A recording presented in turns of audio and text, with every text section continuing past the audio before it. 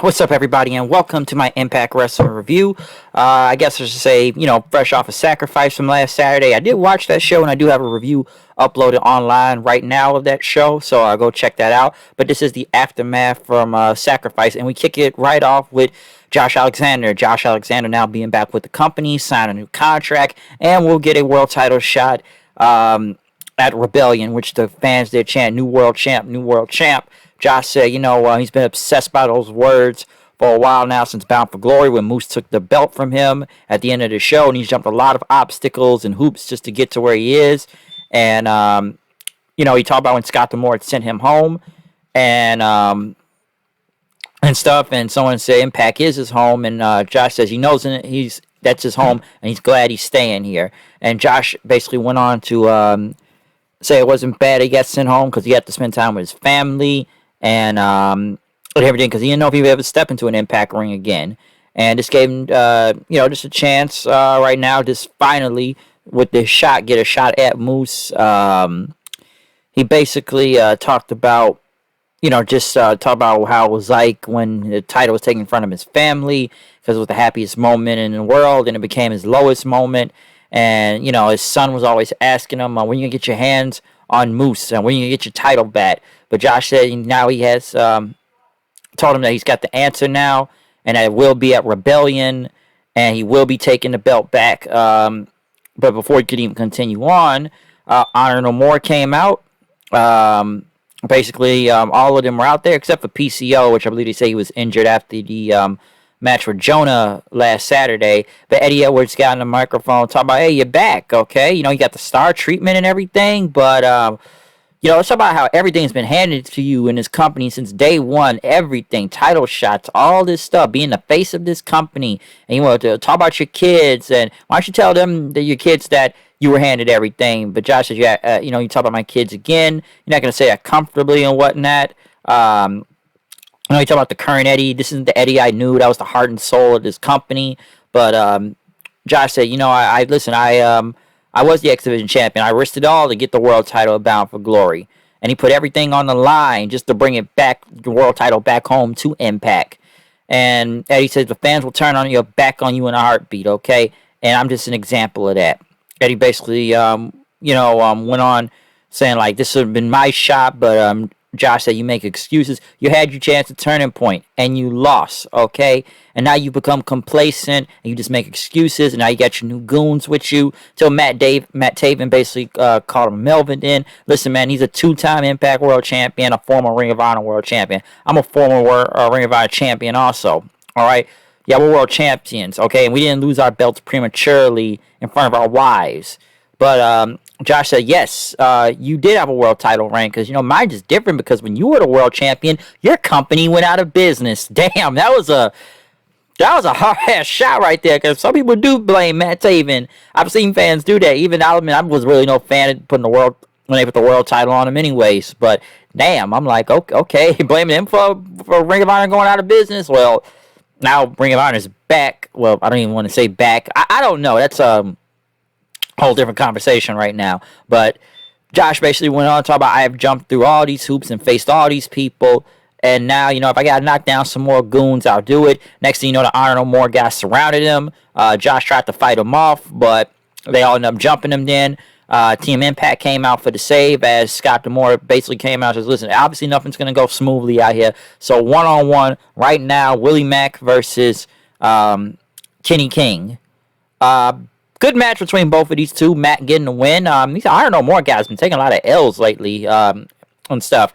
Kind of thought Kenny King would have probably got the clean win right here, but Matt getting the win. Got no problem with that, because again, I don't really see Willie Mack win a lot also nowadays. So kind of tough to choose from here. But then again, with Eddie Edwards now with that team Honor No More, I probably think give Honor No More a little bit more wins out there and stuff.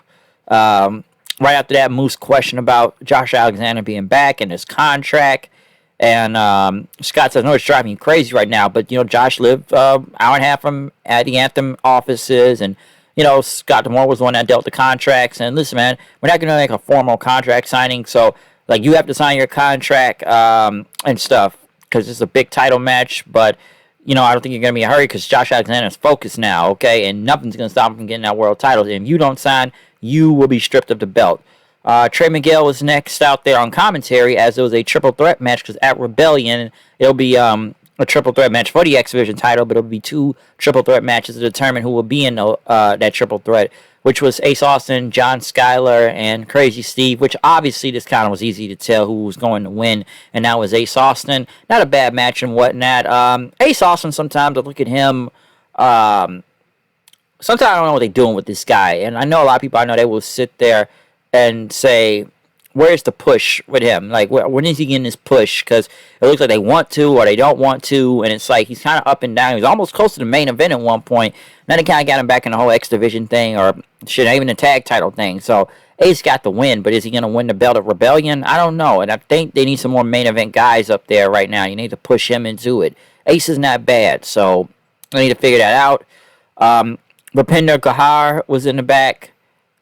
Basically talking about his time in Impact. Rod Singh said, why you been calling me and, answer my calls and talking to me and stuff. Larry D showed up, which he doesn't even work for this company anymore, but since he lives in the era, he thought he just wanted to visit. He ended up punching Rod Singh and got in Bhupinder's face and walked off, so don't know what's really leading to that. Honestly, I didn't know if Larry D was still in this company and that, but I guess he's not. I guess he just shows up from time to time, but technically doesn't work here anymore. Violent by Design talked about how they got the tag belts and a promo. 8-woman tag match. Madison Rayne, Danielle Dashwood, with the Influence, the new tag team champions, which they told Caleb Conley stay in the back. Savannah Evans and Tasha Steelz, the new Knockouts champion, versus Mickie James, Chelsea Green, which they did kind of note that her wrist is hurt.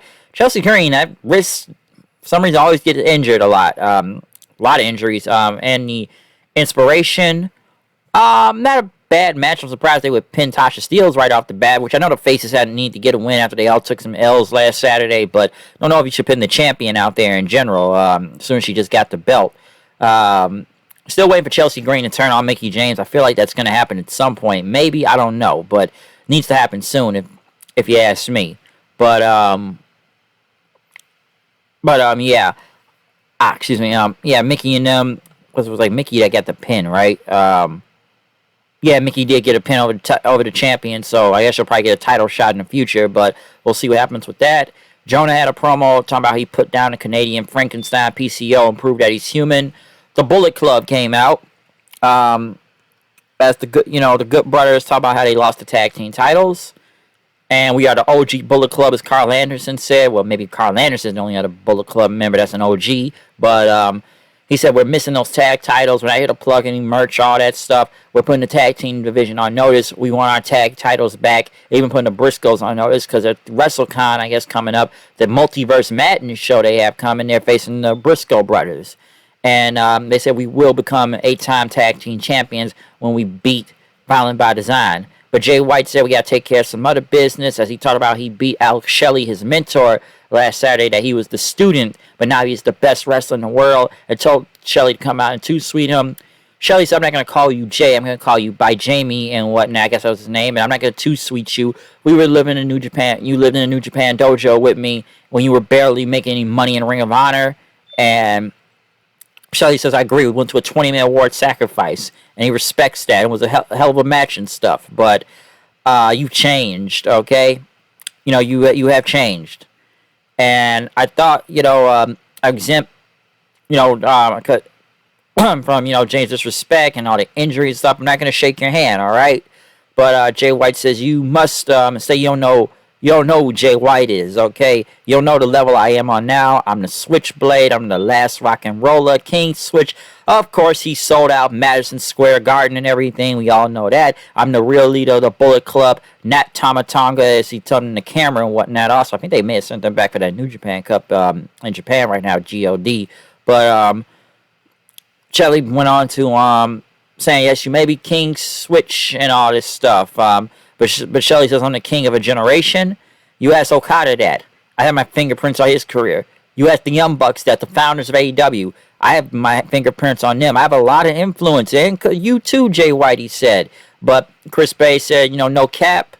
You must not be intelligent because, you standing all by yourself. when you're dealing with four of the most dangerous men in this business. And he asked her, Shelly, you lonely up there? Huh?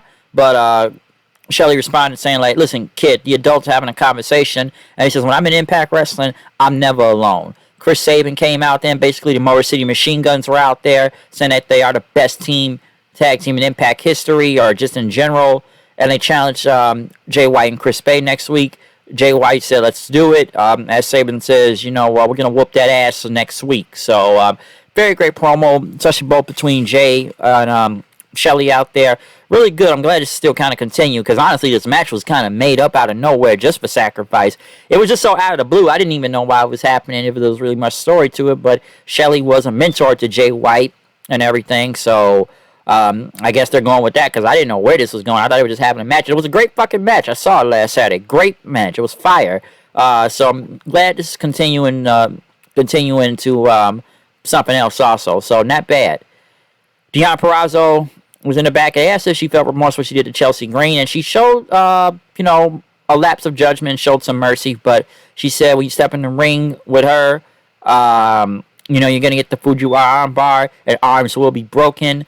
Giselle Shaw came up looking at the titles, saying she wants one of them, as Lady Frost did too. But then they says, no, I beat you, so I should get a title shot. But Deonna says, enough. You both will face me then next week for both the Ring of Honor Women's Champion, AAA Reign of the Ranch Championship. So,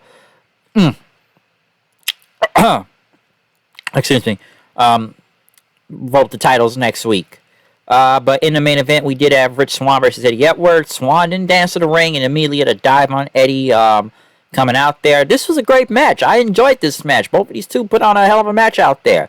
And Eddie Edwards getting a big clean win also after dodging the Phoenix Splash, hits the Boston Knee Party, and then ends it off with an Emerald Flosion for the win. Next, the rest of the Iron No More crew came out and held on to Eddie's Kindle stick. I guess says some like a unison type of thing out there, just as a group. So I enjoyed it. Eddie Edwards, heel Eddie Edwards, it's on fire right now. I'm digging it. I'm digging it a lot. It's better than I've criticized Face Eddie before, okay? I feel like this whole Leprechaun thing needed to end a while ago. Crazy Eddie needed to end, and I like this new Eddie Edwards. So, some more they would kind of wish he would go back to dressing as the American Wolf Eddie, which I wouldn't mind that either. But new Eddie right now, I'm digging new Eddie Edwards. So, great stuff out there. Very good episode of Impact this week, though. Not bad at all. Like I said, the road to Rebellion is now happening, so we'll see what happens from there. Or I guess until they get the WrestleCon and whatnot too, this Multiverse Madness show. But not a bad show tonight, okay? But other than that, comment, subscribe, follow me on Twitter at HoodandKnight890. I'm out of here. I'll see you guys then. Peace.